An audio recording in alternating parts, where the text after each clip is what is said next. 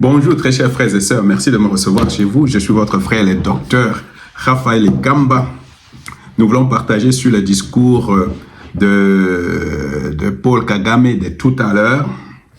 Mais avant de dire tout, vraiment de commencer, nous devons dire merci à Dieu. Parce que je vous ai toujours dit, les dieux du ciel, les dieux, les pères de Jésus, il est vraiment congolais, il aime le Congo. C'est Kagame lui-même qui venait de dire, dans son discours là. Il a dit que non, notre gouvernement a de la chance. La République démocratique du Congo a de la chance. Félix Antoine Tshisekedi a de la chance. Alors quand tu écoutes ce discours-là, ça veut dire que non, vraiment, on venait de très loin. C'était planifié, soit pour abîmer le Congo, soit pour démembrer le Congo, soit pour balkaniser le Congo, soit pour tuer Félix Antoine Tshisekedi. Et donc, mais tout cela a échoué. C'est pourquoi lui-même il dit, on a de la chance. Et c'est à propos de tout cela qu'on veut parler. On veut parler de, parce que lui-même Alida, il est vraiment choqué, ou je ne sais pas comment il a dit, je veux le lire après. Il est étranglé, qui vraiment, ça l'étrangle. Donc, cette situation avec la République démocratique du Congo, les précieux et tout ça, ça l'étrangle. Et tout cela, on va en parler. On va en parler.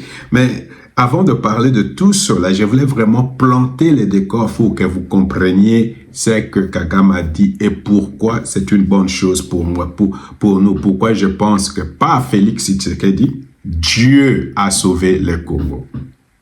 Par Félix Tshisekedi. Dieu a utilisé Félix Antoine Tshisekedi pour que le Congo soit sauvé aujourd'hui. Parce que Kagame voulait utiliser les langues et tout ça pour détruire la République démocratique du Congo. Ça a échoué. Ça vient de sa propre bouche. Vous savez, n'oubliez pas ce que je vous ai toujours dit. Des versets bibliques. Que quand c'est de l'abondance de la bouche, c'est de l'abondance du cœur que la bouche parle. Il ne faut pas oublier aussi ce que j'ai toujours dit dans le psaume 55. Mare iretsunge unas, fait virezi. Moi, je ne sais pas comment je dois traduire ça maintenant en français. Faites qu'ils ne s'attendent pas, mettez de la confusion dans leur camp. Alors, quand tu vois les gens comme Kagame, comment parler, tout à l'heure, là, Kagame venait d'admettre aussi qu'ils sont au Congo. Tout à l'heure, là, il venait d'admettre qu'il est au Congo. Il venait d'admettre qu'il est au Congo. Kagame venait d'admettre qu'il est au Congo. Tout à l'heure, là, ça c'est pour Abbé Cholé.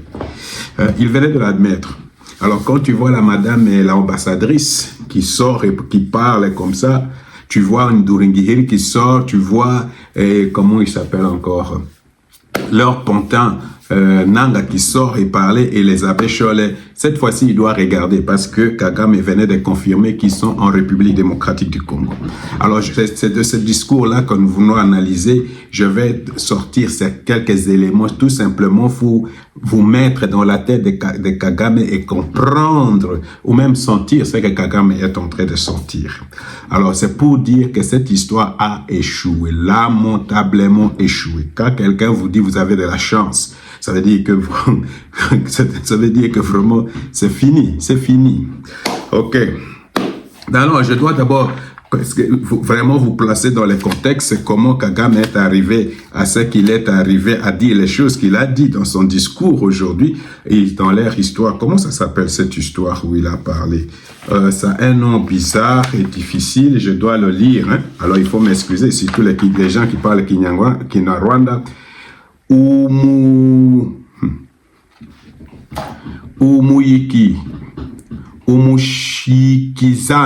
Umuyishikizano. C'est là qu'il a parlé. C'est une rencontre annuelle du Rwanda là-bas. Alors, vous allez voir, quand vous allez voir ce discours de Kagame, vous allez voir qu'il est très fâché. Il est très agité. Vous allez voir que c'est quelqu'un de fâché, de très agité. Vraiment, je ne sais pas, c'était très agité, très fâché, très stressé. Tu peux le voir, tu peux le voir qu'il n'est pas, il est vraiment Et c'est pourquoi il a dit ce qu'il a dit. Il a dit ce qu'il y a vraiment dans son cœur. Alors la première des choses, vous savez que Kagame n'a pas été invité au prayer breakfast qui se tient aux États-Unis. Et ça, il était habitué à y être. Ce qui prouve son isolement. L'une des causes qu'il a fermé 18 000 églises. C'est dans cette histoire-là que Kagame venait, sa femme venait. Je voyais par exemple Rick Warren, qui a une des grandes, je ne sais pas si il continue à avoir une des grandes églises, qui était très proche de Kagame là-bas. Donc, alors, ils étaient là-bas tout le temps. Ils étaient là-bas. Et alors, cette fois-ci, ça fait 2 fois ils ne sont pas là-bas. Ce sont des signes annonciateurs de quelque chose de méchant qui arrive pour Kagame. Mais surtout après, c'est pourquoi je pense qu'il a déclaré vraiment la fin de son régime. Maintenant, là, après son discours. Alors, ça c'est la première chose. Maintenant, il y a Julien Palu qui nous avait dit qu'ils vont aller tous les minéraux d'une valeur, donc les vols des minéraux de la République démocratique du Congo. Quand Julien Palu qui était gouverneur, l'exportation de minerais de la République démocratique du Congo, quand Julien Palu qui était gouverneur du Nord Kivu, toutes les exportations du Rwanda se situaient aux environs de 70 millions de dollars. Depuis que l'AFCM23 est là, l'exportation de minerais du Rwanda a explosé à 10 milliards de dollars. Et c'est pour cette raison. Julien Palu avait dit quand il avait parié que la guerre, et cette guerre est la dernière, va finir et tout ça, il a dit que nous sommes en train de boucher, de boucher toutes les entrées de Kagame, et l'une de ces entrées, c'est les Émirats Arabes Unis. Alors, ils étaient là-bas à la signature de la pêche, de l'APEC, de la PG, APEC, c'est l'APEC, APG, allemand, APG, accord de partenariat économique global. Alors, ils ont signé ça. Là aussi, c'est quelque chose qui a fait très mal au Rwanda. Et c'est pour cette raison, vous allez comprendre pourquoi le Rwanda, pourquoi Kagame est en train de parler, de réagir comme il est en train de réagir. Parce que c'est fermé, c'est fermé. Cette histoire-là, maintenant, c'est fermé. Donc, les Émirats Arabes Unis achètent directement à Kinshasa, et c'est fini cette histoire de coopération avec le Rwanda. Cela rend d'une certaine façon aussi les Doha, Qatar, obsolète. Le rôle du Qatar est en train maintenant de diminuer. Ça, c'est un peu de la triangulation. Félix est en train de jouer de faire de la triangulation. Là, il va là-bas, il va tout ça. Et ça produit des effets. Maintenant, il y avait encore cette histoire des États-Unis sur les minéraux critiques qui venaient de se tenir sous l'égide de Marco Rubio, le secrétaire d'État des États-Unis, le secrétaire d'État des États-Unis. Et puis, il y avait aussi J.D. Vance qui était là-bas. Cette histoire qu'on a appelée Volt, qui signifie quelque chose comme confrère-fort ou je ne sais pas quoi, mais c'est l'essentiel pour les États-Unis. Je vous avais expliqué que la guerre entre les États-Unis, c'est la guerre de puissance. Les États-Unis veulent rester la première puissance économique du monde. Et pour ce faire, il y a les Chinois qui contrôlent principalement, surtout les minéraux qui viennent de la République démocratique du Congo. Tous les minéraux critiques sont exploités en Chine, exploités en République démocratique du Congo, raffinés en Chine, et la Chine les vend au monde entier. Alors, et ce qui fait que les États-Unis sont devenus très dépendantes de la Chine, parce que la Chine a elle-même aussi des terres rares et des métaux critiques. Alors, pour contrer cette influence de la Chine en Afrique, parce que c'est là où ça se joue maintenant, pour assurer la puissance économique des États-Unis, la puissance économique, la puissance militaire des États-Unis, les États-Unis veulent être présents en Afrique. Pour sécuriser aussi pour les Européens, parce que les Européens sont aussi dépendants, ils ne sont pas militairement forts. Donc, il fallait faire. C'était comme pour les pétrodollars. C'est comme ça que les États-Unis sont devenus ce qu'ils sont devenus, et se dit la première puissance économique. Les États-Unis ont beaucoup plus du pétrole que l'Arabie Saoudite, beaucoup plus de pétrole que tous les pays du Golfe. Les États-Unis, ils en ont beaucoup plus. Mais ils préfèrent ne pas utiliser leur pétrole, ils ne préfèrent utiliser le pétrole qui vient du monde entier pour toujours, parce que c'est lui qui a l'énergie. C'est lui qui contrôle l'énergie, contrôle aussi l'économie. Il n'y a pas d'économie sans énergie, vous comprenez? C'est pour cette raison. Maintenant, même là, j'ai vu avec la francophonie, on va commencer peut-être les projets DING, parce que ça va vraiment exploser, ça va produire non pas seulement de l'énergie, mais ça va permettre que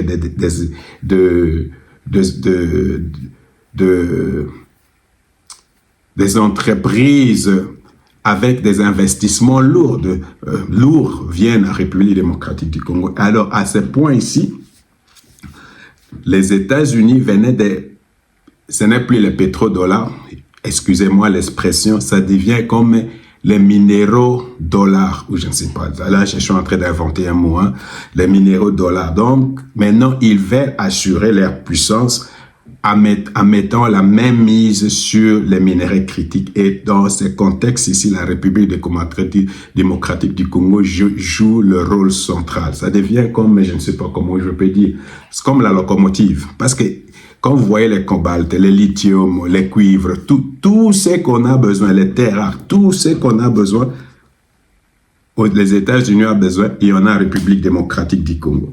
Et c'est dans ce contexte, le Rwanda, encore une fois, absent. Absent aux Émirats arabes unis, absent ici, aux États-Unis, absent, absent au prayer breakfast. En même temps, l'ambassadeur on a fermé l'ambassade des États-Unis au Rwanda. On a même fermé un centre qui formait les jeunes Rwandais à l'anglais, au métier pour qu'ils aillent travailler aux États-Unis, qui travaillent là-bas. Ces centres-là aussi fermés. Alors maintenant, quand Kagame lui-même regarde les balais diplomatiques que Félix-Antoine Tshisekedi a aux États-Unis, par exemple, une rencontre bipartisane avec Madame Chahine et avec le sénateur Hirsch, et ça c'est très important aux États-Unis. Quand vous faites des rencontres, il faut que ça soit toujours bipartisan, ou je ne sais pas en allemand, bipartisan, dans le sens où la femme là, ce sont les républicains qui contrôlent le Sénat. Donc la femme là, Madame Chahine, c'est la démocrate qui est après Hirsch. C'est la démocrate qui vient dans le sens au niveau de ranking members. Je ne sais pas comment on parle de ça ici en français. Alors vous comprenez que c'est très énorme. C'était la même chose quand il y avait avec Smith. Et l'autre madame, je ne sais pas comment elle s'appelle, Madame Jacobs. Alors, vous comprenez que ça devient une affaire au Congrès où le Congo est toujours représenté d'une façon bipartisane. Et ça, c'est énorme. C'est ce que je vous dis là, parce que les décisions se prennent toujours de façon bipartisane. Là-bas aux États-Unis, quelquefois, la majorité de fois. Surtout les décisions qui ont vraiment des conséquences, elles doivent être bipartisanes. Mais alors, quand tu vois ces balais diplomatiques de Félix-Antoine Tshisekedi au Congrès américain, au Sénat, la vice-présidence, avec le secrétaire d'État aux affaires, le secrétaire d'État et les conseillers en sécurité de Donald Trump. Alors, tu attends les histoires de menaces et de sanctions contre le Rwanda. Tout ça, quand Kagame est en train de regarder ça, c'est comme si il est en train. Je ne sais pas si vous avez déjà été au théâtre, hein? Vous savez, je ne sais pas si vous avez été souvent au théâtre. Quand ça commence, c'est comme si on est en train de fermer le rideau petit à petit, et puis la salle est complètement fermée. C'est comme ça, je suis en train de voir le régime de Kagame est en train petit à petit de sombrer, de disparaître, parce que la République démocratique du Congo est en train de, de rayonner. C'est pourquoi, peut-être, il faut dire ici quelque chose. C'est pourquoi Kagame dit quelque chose comme ça. À cause de tout ce qu'il a vu, à cause de tout ce qu'il a vu, Kagame a dit quelque chose comme ça. Hein? Je vais vous traduire ça. Kagame a mis quelque chose comme ça. Kagame a dit...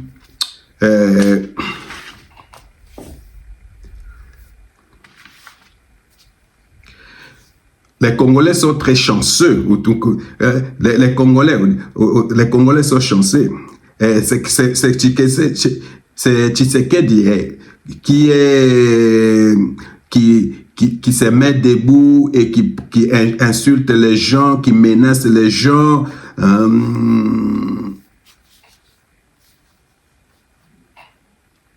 Alors, il dit que non, c'est Tshisekedi là qu'on est en train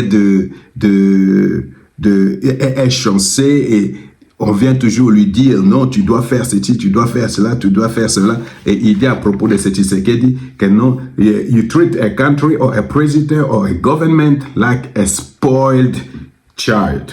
Hein? No blame that ever goes to the very people who created this problem. Alors, il dit que c'est comme un enfant gâté. Tshisekedi, c'est comme un enfant gâté. Les États-Unis traitent Tshisekedi comme un enfant gâté. L'Union européenne traite Tshisekedi comme un enfant gâté. On ne peut pas, on reproche à Tshisekedi rien. C'est ce que lui, là, comme ça, il a trait de voir. Donc, c'est comme, vous savez, un enfant gâté, hein, même s'il fait des bêtises, on l'accepte et tout ça. C'est ce que lui, il voulait dire. Mais c'est que ça révèle, c'est plutôt, il est en train de sentir qu'il est en train de disparaître et que Tshisekedi est en train de prendre sa place. Le Congo est en train de prendre la place et il parle toujours de oh, this a little country of ours. Ce petit pays, ce petit pays, le Rwanda, et il est en train de réaliser que le rapport de force est en train de changer au niveau diplomatique. Et d'ailleurs, c'est là où tu as senti même la voix de Kagame a craqué. Je ne sais pas pour les gens qui connaissent le temps des années 90, quand le président de la Mobutu a prononcé son discours, comprenez mes émotions à 90, quand il a reconnu le multipartisme et tout ça, il a pleuré tout ça. J'avais l'impression que Kagame était en train de pleurer aujourd'hui. Parce que sa voix, s'il n'y avait pas de larmes, mais sa voix a craqué, comme quelqu'un qui veut pleurer, à cause de tout ce qui se passe avec Tshisekedi. Voilà. Je vais revenir peut-être encore un peu là-dessus. Vous comprenez, c'est dans ce contexte-là que Kagame a parlé. Donc, il constate que vraiment, il est en train de disparaître petit à petit. Maintenant, quand on regarde aussi la situation sur le terrain, vraiment, je ne sais pas si le tweet que j'ai vu vient de Steve Wemby, parce que c'est le tweet qui vraiment décrit toute la situation sur le terrain. Alors, Steve Wemby a dit quelque chose comme ça, comme quoi le rapport de force sur le terrain a changé. Après son analyse profonde, le rapport sur terrain a changé. Et c'est pourquoi il a pris la décision responsable de quitter Goma. Et il demande aussi aux gens de AFC M23 de quitter Goma. Alors, peut-être c'est de l'intelligence artificielle. Mais si ce n'est même pas, ça vient pas de Steve Wemby, c'est la situation sur terrain. La situation sur terrain, depuis que Uvira a été récupéré, la situation a changé. Et ça, ce sont des éléments qui sont en train de peser aussi dans la tête de Kagame quand il était en train de parler aujourd'hui. Alors, qu'est-ce qui se passe? Alors, après ce que Wemby a dit, ou moi-même, et ce que tous nous observons, j'ai l'impression qu'il y a la tentative de l'AFC M23 de vouloir dédouaner le Rwanda ou tout au moins de régionaliser la crise. Dans quel sens? D'abord, ils ont attaqué parce qu'ils sont dans la position de faiblesse. Ils disent qu'ils ont attaqué, ce sont eux, les AFC M23, qui ont attaqué l'aéroport de Kisangani pour neutraliser les drones, les centres de commandement de drones là-bas. Ok, c'est que moi j'ai vu, au moins ce que l'armée congolaise a communiqué, c'est les 8 drones ont été abattus. Ça, c'est la première des choses. Mais ils disent non, que non, mais non, nous on va aller éliminer la menace à la source. Pourquoi? Parce que à cause de ces drones-là, il y a Rutshuru qui est toujours touché, Masisi est touché, Walikale est touché, Lubero est touché, Kalehe est touché, Mwenga est touché, Minembwe est touché. Alors, ça vient de Lawrence Kanyuka lui-même. Ça nous donne des informations sur la situation sur place, sur c'est que vraiment dans quelle position les AFC M23 est. Et c'est à cause de cela qu'ils ont réagi. Donc, envoyer des drones, soit c'est parce qu'ils se sentent vraiment, ils disent qu'ils veulent éliminer la menace à la source. Ça, je ne pense pas. Moi, c'est que je pense, il y a deux raisons. Le Rwanda a constaté le Rwanda est sous pression. Tellement sous pression militaire, pression internationale, la présence de Félix Antoine Tshisekedi à Washington, alors il fallait faire quelque chose et c'est souvent que même les gens faut vraiment chercher à attirer de l'attention. Mais maintenant comment on commence à accuser directement le Rwanda, comme quoi ce sont les Rwandais qui ont ces drones et pas les AFC-M23, c'est comme ça que Nanga est sorti pour venir justifier cela.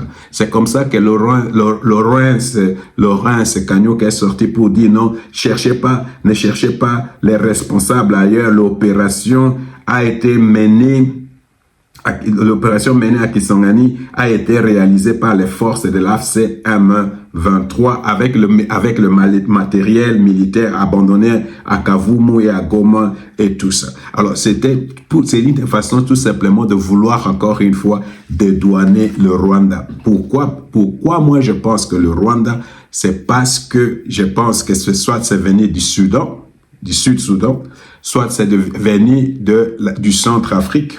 Parce que les gens de AFC M23 ont commencé aussi à menacer maintenant Bujumbura, à menacer les Burundi.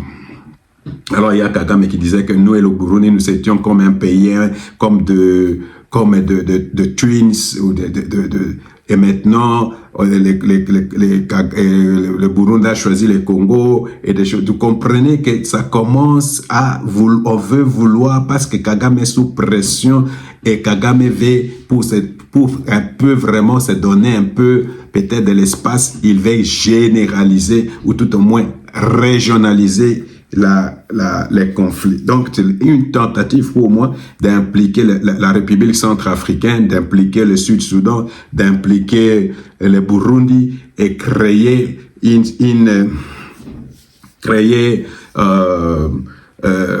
la régionalisation de la crise. N'oubliez pas que Afrique, comme avait dit dernièrement, là, nous allons imposer la paix. Et d'ailleurs, c'est ce que même ils sont en train de dire non, le gouvernement est en train d'utiliser les Blackwater, nous aussi on va utiliser des mercenaires et tout ça.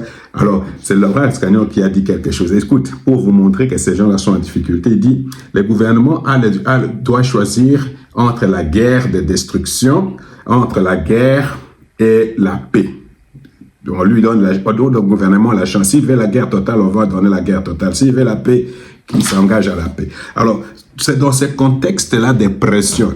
Donc, pression au niveau international, avec la présence de Félix Antoine Tshisekedi à Washington et tout ce que lui est en train de voir et la pression qu'il y a qu'on lui fait sur place.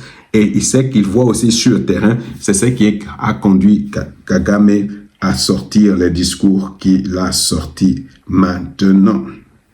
Alors, je ne sais pas, avant que je ne parle vraiment du discours de Kagame lui proprement dit, je dois vous parler de la fumée noire qui est sortie de Bruxelles.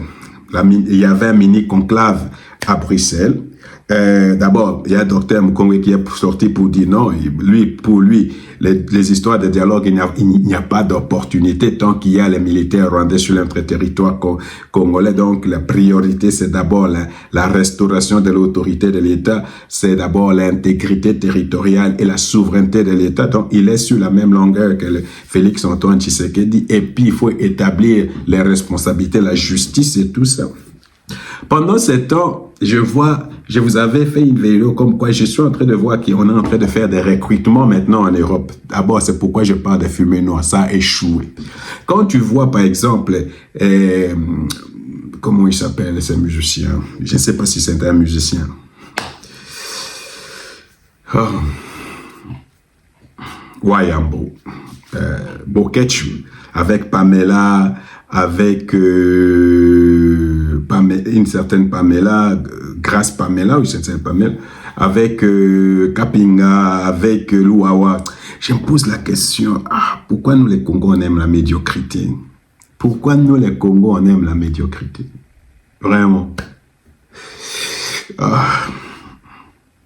Alors, j'ai vu Franck Diongo, j'ai vu les autres là. Oh, non, et ils ne veulent pas du dialogue. C'est parce que le dialogue là, Félix a choisi la guerre. Ils ne veulent pas le dialogue. Ils ne veulent pas aller à Kinshasa parce qu'il n'y a pas la sécurité. Et des choses. Ils sont prêts à aller en Angola ou ils sont prêts à aller au Congo-Brazza et des choses comme ça. Ok. Maintenant. Parce qu'ils ont dit ça. Et parce que maintenant, ils essaient maintenant de recruter même... Tu sais, quand vous regardez ces gens-là en train de parler, c'est la question du Rwanda qui est le problème. C'est Pierrot Luawa qui les expose. Il pose une question, par exemple. Mais pourquoi dans toutes vos résolutions-là, tout ça, vous n'avez pas condamné le Rwanda? Franck Dio qui commence à dire, non, il y a des FDLR dans les FARDC, c'est Tshisekedi qui fait que non, Kagame vienne en République démocratique du Congo. Lui est comme un chercheur, un grand chercheur, Franck Diongo. Moi, je suis chercheur, Franck Diongo est un grand chercheur. Science sans conscience, c'est la même chose avec les abbés Charles. Science sans conscience. C'est vraiment la ruine de l'âme. Alors, ces gens-là, comme vous voyez, ils ne s'attendent pas. Entre eux-mêmes, ils ne s'attendent pas. Les Wayombo, je ne sais pas, Bokechu pense autre chose, les gens qui sont avec Bokechu pensent autre chose. Ils ne s'entendent pas entre eux-mêmes. C'est la confusion. Donc, ils n'arrivent même pas. Donc, Matata... Par exemple, Matata et les autres. Par exemple, comment il s'appelle? Katumbi. Oh non, on ne vient pas, des choses comme ça. Alors, c'est son type lui-même, comment il s'appelle? Un certain Kalombo qui a dit, mais pourquoi Abéchon n'avait pas demandé, quand nous étions à l'exil et tout ça, qu'on fasse un dialogue? Pourquoi il n'a pas demandé? À 2016, 2017. Pourquoi il n'a pas demandé? Pourquoi il demande ça? Tu vois, les gens sont en train de se... Vraiment, et c'est là où tu sens combien la politique congolaise, il y a seulement des irresponsables. Et c'est pour cette raison, moi je pense que Denis Mukwege est un homme d'État. Tout au moins, il est constant. C'est pas qu'il soutient Tshisekedi, mais il est constant. Et d'ailleurs, c'est pour cette raison que moi, je le soutiens, qu'il soit même un secrétaire, qu'il aille vraiment à la francophonie, des choses comme ça, parce qu'au moins, c'est un homme d'État. C'est pas comme je vois les Matata, tout ça. Un Matata, comment il peut être un homme d'État, quelqu'un qui va trouver le tribalisme? Donc, quand on a dit tribalisme, on a sorti tous les juges. Il n'y a qu'un seul Moulouba là-bas. Alors, je ne sais pas, quand il y a un Moulouba et on parle de tribalisme, je comprends plus rien. C'est ça, la cacophonie. C'est ça. Alors, on veut nous faire croire que non, quand il y aura dialogue, et que ces gens-là qui ne sont pas clairs dans leur tête, ces gens-là qui sont confus, il y aura quelque chose qui va sortir de positif de ce dialogue. Ça va être seulement de la cacophonie et ça va être un échec. Maintenant, revenons au discours de M. Kagame pour que vous compreniez de quoi j'étais en train de parler. C'est dans ce contexte-là, parce que tout ce que Kagame attend, souvent les Congo, c'est souvent le Rwanda. Et il est en train de voir que même là, ça ne marche pas. Et même avec Scholl, ça ne marche pas. Donc, ça devient difficile. Je ne sais pas comment les gens... Parce que Kagame venait d'admettre tout de suite, là, il venait d'admettre qu'il est au Congo. Il venait d'admettre. D'ailleurs, c'est par là que je vais commencer pour que vous ayez vraiment une idée. Il venait de l'admettre. Il venait d'admettre qu'il est au Congo. Nanga venait d'admettre. Et comment? C'est pas Nanga. c'est Kagame qui venait d'admettre. Alors, qu'est-ce qu'il venait de dire tout à l'heure? Il est en train de dire, quand il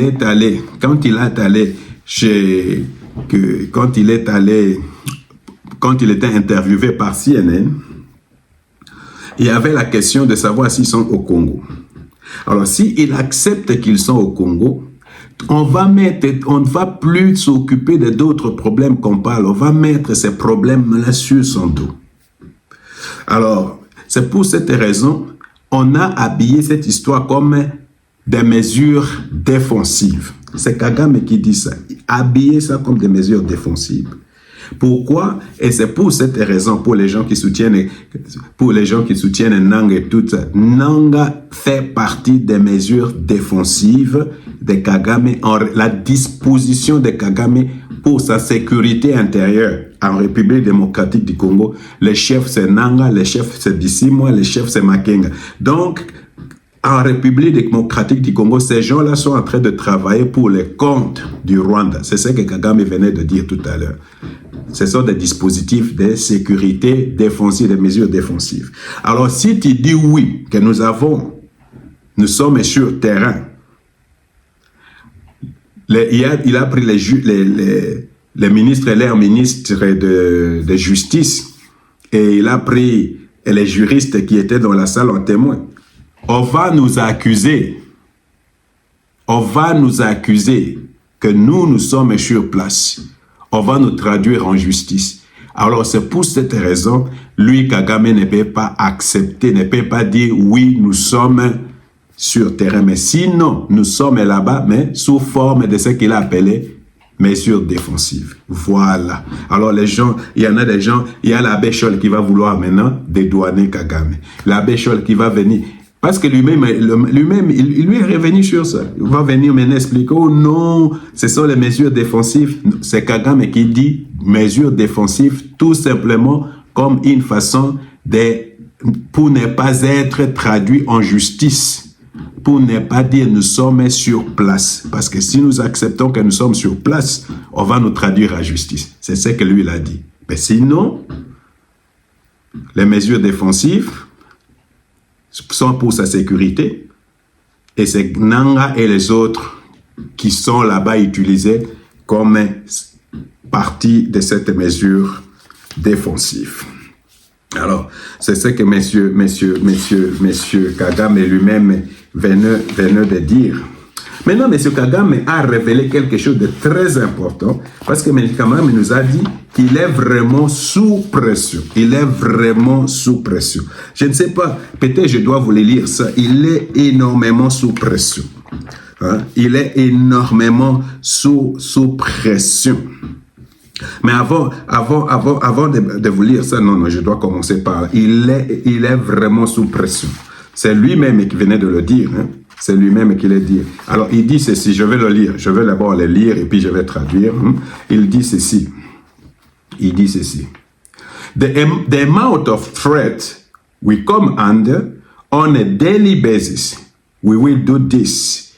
If you don't do this, we will do that. If you don't do that, sometimes you feel shocked by this kind of... Alors, il dit, le poids des menaces qu'il reçoit au jour le jour. Tu dois faire, ceci va arriver si tu ne fais pas ceci, si tu ne fais pas ça, cela va arriver. Au jour le jour, ça, quelquefois, ça l'étrangle. Alors, il dit, et c'est là où je pense que ce monsieur a signé son arrêt de mort. Je pense même que l'arrêt de régime. Donc, il reconnaît le menace, il reconnaît qu'il est sous pression, mais il dit, malgré qu'il y a ces pressions-là, moi, je veux rester défiant. Je vais défier. I will be shocked, but just defiant, but just being defiant. And telling you to go to hell. Alors, je préfère d'être étranglé en étant défiant et en te disant d'aller en affaire. Alors, je ne sais pas, là, c'est là où je me suis rendu compte, non pas seulement ces messieurs est sous tension, sous pression, mais cela, n'oubliez pas, dernièrement, là, dernièrement, lui, il n'a pas fait d'études. Hein. Lui, il n'a pas fait d'études. Mais il y a l'Ouganda est sous pression. Hein. L'Ouganda est énormément sous pression à cause des choses comme ça, à cause des déclarations comme ça. À cause des déclarations comme ça, Muhoozi, il est énormément sous pression. Je ne sais pas s'il va finir ses mandats, Muhoozi et son papa. Je ne pense pas. Je ne pense pas. Tel que je vois les choses sont en train de se développer, je ne pense pas. Et c'est la même chose pour Kagame. Après qu'il ait dit ces choses qu'il a dit, je ne vois pas Kagame faire encore 2-3 ans là-bas au Rwanda. Je ne vois pas. À moins qu'il sorte de la République démocratique du Congo. Mais comme il lui dit, il ne veut pas sortir. Il est défiant. Hein? Et d'ailleurs, je pense, c'est ce qu'il est en train il est en train de penser que non, quand il y aura un nouveau congrès, d'ici là, les choses peut-être vont changer parce que les démocrates vont devenir au pouvoir et ça pourra lui donner un peu de moyens de respirer. Mais je vois Kagame en train de vraiment de creuser sa propre tombe avec des déclarations qu'il venait de sortir. Alors, il continue à dire, you cannot create problem for me and at the same time come and blame me for the problem and then start threatening me. How? It is a daily thing. It is a regular. C'est tout le jour. On ne peut pas créer des problèmes et venir, on n'est pas créer des problèmes et venir me menacer. Alors, c'est quelque chose qui arrive tous les jours. Ça arrive régulièrement. Ça devient même la conversation.